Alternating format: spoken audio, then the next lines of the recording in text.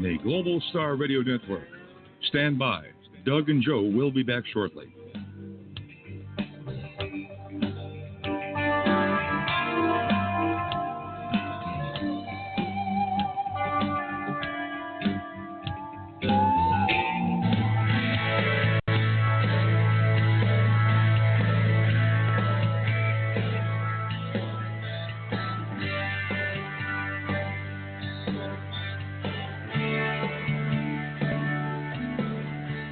How many people remember back in Desert Storm era? Remember that? Desert Shield turns to Desert Storm.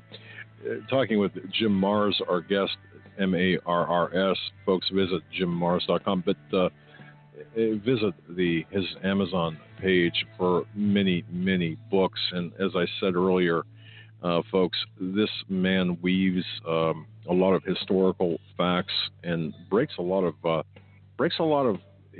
revised history. I mean, really, as an Jim Marrs is an investigative journalist, an award-winning one at that, New York Times bestsellers. But he really documents, and it's interesting because I've seen some people say, I wonder. In fact, they sent emails asking, I wonder how his books are footnoted. Pages upon pages upon pages upon pages of footnotes that document the historical aspects of what we're talking about this evening. But it's interesting because back and I remember this clearly back during Desert Storm, Desert Shield. Of course, you had the daughter of the ambassador testifying about the incubators, the children incubators. That was completely fabricated. But what got me, and this is kind of what got me thinking about this after I read Our Occulted History by Jim Marrs, he notes that once Baghdad was in American hands, this is going back to the first Desert Storm back in April of 2003, looters had taken at least 50,000 priceless artifacts and tablets from the Iraqi National Museum. And he gets into great detail, and despite prior attempts, he writes, to alert American military officers of the danger of losing 7,000-year-old artifacts, American authorities failed to prevent the wholesale looting of humankind's most ancient treasures. And when you look at these little facts and this agenda, you have to ask yourself, what was there? And we're getting into that, and we're talking about that now with our guest, Jim Marrs. Portions of this broadcast brought to you, again, by Minuteman Stove, MinutemanStove.com, and also American Survival Wholesale, AmericanSurvivalWholesale.com, where we buy our Thrive brand long-term storable food. That's AmericanSurvivalWholesale.com, and we cook it on our Minuteman Stove, which, by the way, did survive. And I can't say too much for the back end of my vehicle, but you talk about holding up under some rough conditions. That stove, wow, it made in America by Americans, and I got to say, a good product, a great product, as a matter of fact. Jim Marrs, thanks for holding on, and really appreciate you getting into detail about this. Go ahead and continue. Well, yeah, it is a fascinating story, and you pretty well laid the groundwork. I would add that there were museum directors from around the world who, prior to our invasion of Iraq, went to the Pentagon and said, look, the cradle, this is the cradle of civilization. This is the earliest known civilization. I know way early on in grade school or whatever, I was kind of taught that the first great civilization was the Egyptian civilization, but that's not true, folks. The Egyptian civilization was simply a hand-me-down from the earlier Sumerian civilization in Sumer, S-U-M-E-R, okay? So all of this information has been handed down, bits and pieces, a lot of it secretly, because every king, every new priest, every new religious leader, and I'm not talking about true religion, I'm just talking about people who are in charge, they don't want people knowing these things. So it's all been hidden from us, and this information has been passed along very secretly through what has come to be known as the underground stream of knowledge. So they were beginning to, as Doug said, find amazing new discoveries in Iraq, and they would be sent, of course, to the Iraqi National Museum. and they would not yet be cataloged or displayed. So where would they be? They would be in the basement, okay, being stored away, being paired, and being cataloged. And so when we invaded, we go straight to Baghdad. The oil industry is protected with tanks and troops. The museum, which museum directors around the world had urged the Pentagon to please preserve this, and were assured we were, but we didn't. In fact, when the rioting started, they sent in a contingent of U.S. soldiers who fired over their heads, kind of broke them up, okay, and then got orders to pull out, and they did. And the looters came back. The looters were a hired mob. They were there. There were others. I've seen other accounts where thousands of Iraqis crowded towards the museum and were shouting, "Leave it alone. Don't do that. That's our heritage." And yet looters broke in and as Doug said, took tens of thousands of pieces. Now, many of those have since been recovered because, as you might imagine, Joe Blow looter grabs something, and within a week he's at the flea market trying to sell it. So we've gotten a lot of this back. But here's what Marine Colonel Matthew Bogdanos, who was deputy director of the Joint Interagency Coordination Group that investigated the looting of the Iraqi National Museum for General Tommy Franks. Here's what he wrote. The basement is what we've been calling the inside job. And I will say it forever like a mantra. It is inconceivable to me that the basement was breached and the items stolen without an intimate knowledge of the museum. From there, about 10,000 pieces were taken. We've only recovered approximately 650. Okay? Now, let me add to that the fact that they found glass cutters in the museum that are not commercially available in Iraq. They also found that the people who went into the basement bypassed very expensive-looking fakes.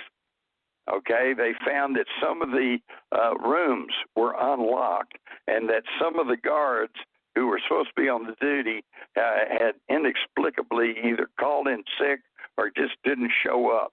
People, this was an operation. This was an operation to go in there and take these ancient artifacts out of the Iraqi National Museum. Why would they want to do that? Because what I've just explained to you about the ancient technology. So I feel like that they are trying to get future technology from the past.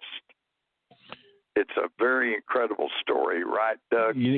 Jim, we've had L.A. Marzulli on. We've had Steve Quayle on. Of course, we luminaries in terms of this ancient history. And what you just said there is key. I mean, obviously there's different opinions, different perspectives about different issues, but there's this common thread. What you just said, yes, absolutely.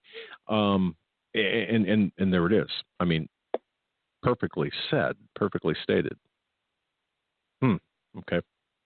So where are we at with this then? I mean, okay. So who wants all this information? Yeah. And are we using it, or is it being kept from us? Well, now we get into the whole question. In fact, what prompted me was after the success of Crossfire, my book about the Kennedy assassination, and I asked about, what's the real truth about UFOs?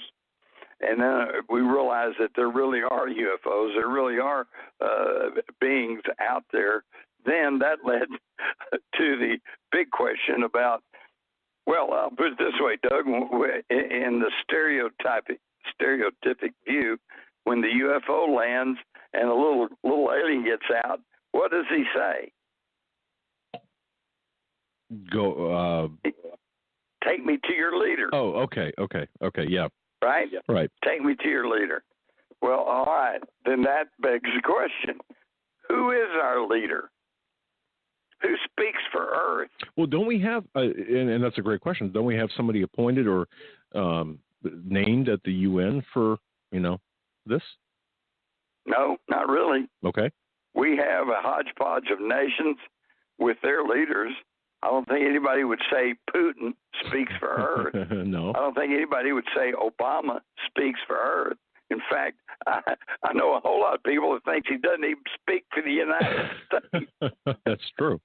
Very true. Right? Yeah. And so until we can get our act together and we can have someone who could speak for Earth, I think that's one of the major reasons why that somebody hadn't landed before now and said, okay, we come in peace. We want to be your friends and neighbors, you know. So because who are you going to deal with? Well, that's true. Yeah, it was my understanding, Jim, and I don't know this. I mean, I didn't spend a lot of time researching this aspect of it.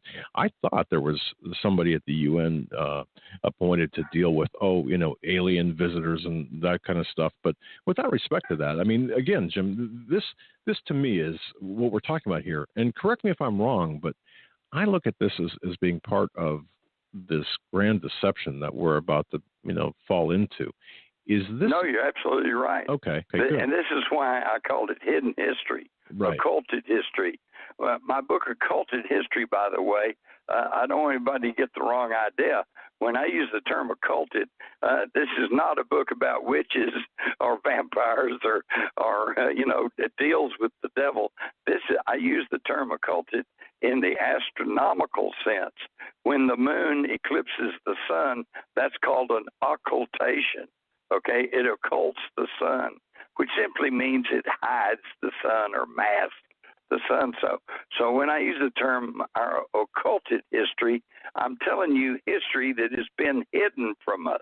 Exactly, and folks understand that the true meaning of the word occult, occulted, you're right, is hidden from view, and you're exactly correct, and that's.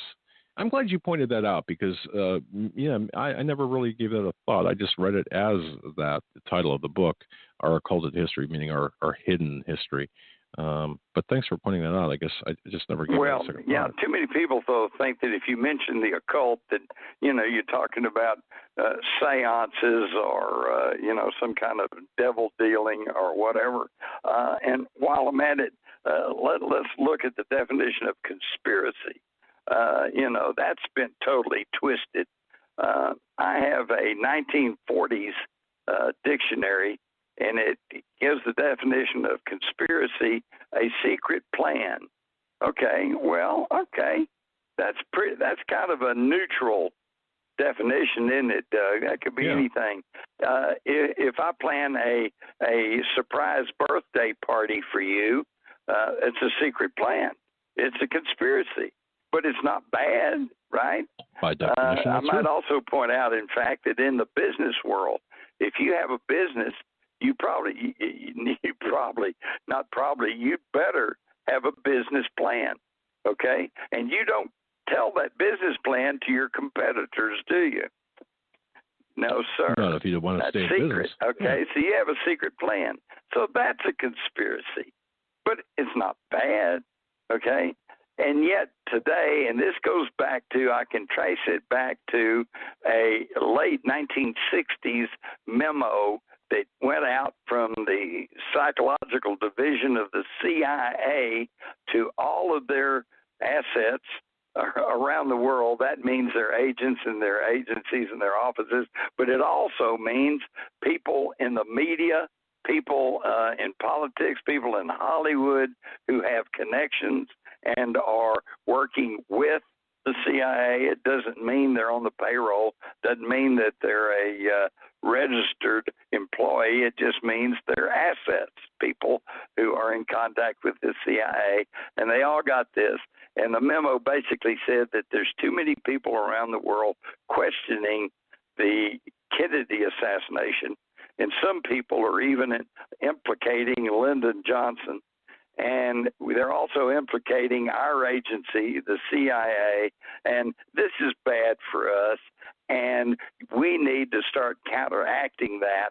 So when somebody tries to question or raise up contrary information to the story that the Warren Commission put out, you need to say that's conspiracy theory and they're conspiracy theorists. And that's when it entered our lexicon and became